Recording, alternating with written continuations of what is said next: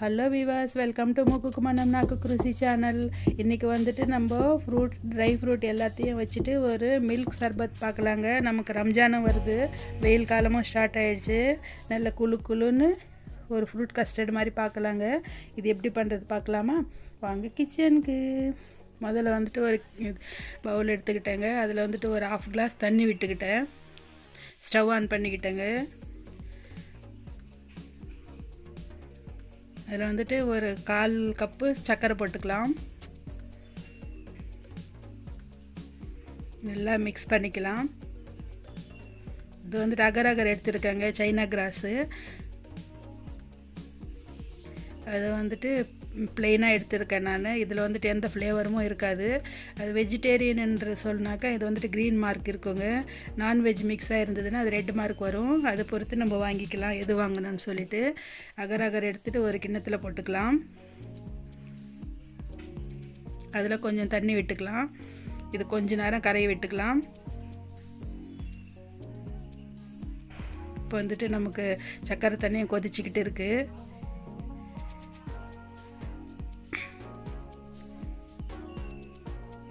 நல்லா மிக்ஸ் ஆகிடுச்சு. இதை எடுத்துகிட்டு சர்க்கரை தண்ணியில் விட்டுக்கலாம். அகர் மிக்ஸை வந்துட்டு இது ஒரு கொதி வர மாதிரி நல்லா காய வச்சுக்கலாம். நல்லா கொதி வந்துடுச்சு பாருங்கள். எல்லாமே நல்லா கரைஞ்சிடுச்சு. இது மாதிரி ஒரு தண்ணி மாதிரி ஆயிடுச்சு. இப்போ வந்துட்டு ஒரு பிளேட் எடுத்துக்கிட்டு இருக்கேங்க. அதில் கொஞ்சமாக கலர் போட்டுக்கலாம். கலர் போட்டால் கொஞ்சம் அட்ராக்டாக இருக்கும் பசங்களுக்கு சாப்பிடும்போது. அதனால் கொஞ்சம் கலர் போட்டிருக்கேன். நீங்கள் வேணான்னா ஸ்கிப் பண்ணிக்கலாம். இப்போ இந்த அகர் மிக்ஸ் காய்ச்சிக்கிட்டோம் இல்லையா, அதை வந்துட்டு இந்த பிளேட்டில் விட்டுக்கலாம். ஃபஸ்ட்டு கொஞ்சமாக விட்டு கலரெல்லாம் மிக்ஸ் பண்ணிக்கலாம்.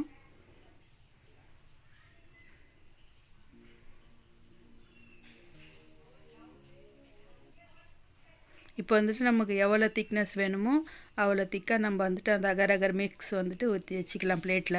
எனக்கு வந்துட்டு கொஞ்சம் மெலிசாக இருந்தால் நல்லாயிருக்கும் இன்றைக்கின்றதுனால கொஞ்சம் மெலிசாகவே விட்டுருக்கேன். இது வந்துட்டு பீஸ் கட் பண்ணிக்கலாம், சின்னதாக பண்ணிக்கலாம்.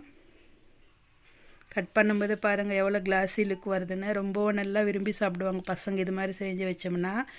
நீங்களும் ட்ரை பண்ணி பாருங்கள். இந்த வெயில் காலத்துக்கும் ரொம்பவும் நல்லது. இப்போ வேறு ஒரு பவுல் எடுத்துருக்கேங்க. அதில் வந்துட்டு சர்க்கரை ஒரு 1/4 கப் சர்க்கரை போட்டுக்கலாம். சர்க்கரை நம்ம இஷ்டத்துக்கு போட்டுக்கலாங்க. நம்ம எவ்வளோ வேணுமோ அவ்வளோ போட்டுக்கலாம். மாதுளம், பாதம், காஜு எடுத்துருக்கேங்க. கட் பண்ணி சின்ன பீஸாக அதை போட்டுக்கலாம். நம்மக்கிட்ட எந்த ஃப்ரூட் இருந்தால் அதை வச்சு இது மாதிரி பண்ணிக்கலாங்க. ஒரு 2-3 ஃப்ரூட் இருந்தாலும் நமக்கு போதும். இப்போ திராட்சை, பேரிச்சம்பழம், வாழைப்பழம் எடுத்துருக்கேன். அதையும் போட்டுக்கலாம்.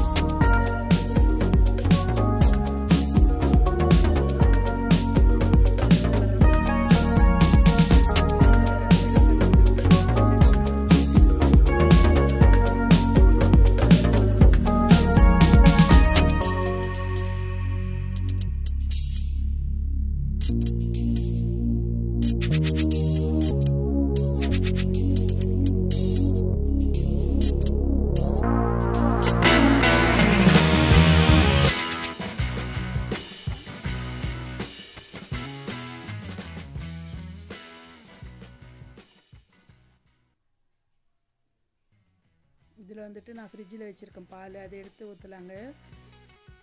கூலாக இருக்கும் கொஞ்சம். இப்போ விருப்பப்பட்டால் இப்படியேவும் குடிச்சிக்கலாம். இது நம்ம ஜெல்லி பண்ணோம் இல்லையா, ஜெல்லி அந்த அகர் வச்சு அதையும் போட்டுக்கலாம். பாருங்கள், அது போட்ட அப்புறமா எவ்வளோ நல்லா இருக்குது. ஒரு லுக்கு வரும், ஒரு கிளாஸி லுக்காக இருக்கும். இது வந்துட்டு ஒரு 1/2 மணி நேரம் ஃப்ரிட்ஜில் வச்சு எடுத்துருக்கேங்க. நல்லா குளுன்னு குடித்தோன்னா இந்த வெயிலுக்கும் நல்லாயிருக்கும். இது ரம்லானுக்காக ஃபாஸ்டிங் இருக்கிறவங்களுக்கும் சாயந்தர நேரத்தில் செஞ்சு சாப்பிட்லாம். ரொம்பவும் டேஸ்ட்டாக இருக்கும். நீங்களும் ட்ரை பண்ணுங்கள். இந்த சேனலை சப்ஸ்கிரைப் பண்ணிக்கோங்க, லைக் பண்ணுங்கள், உங்கள் ஃப்ரெண்ட்ஸுக்கு ஷேர் பண்ணுங்கள். ஓகே, பாய்.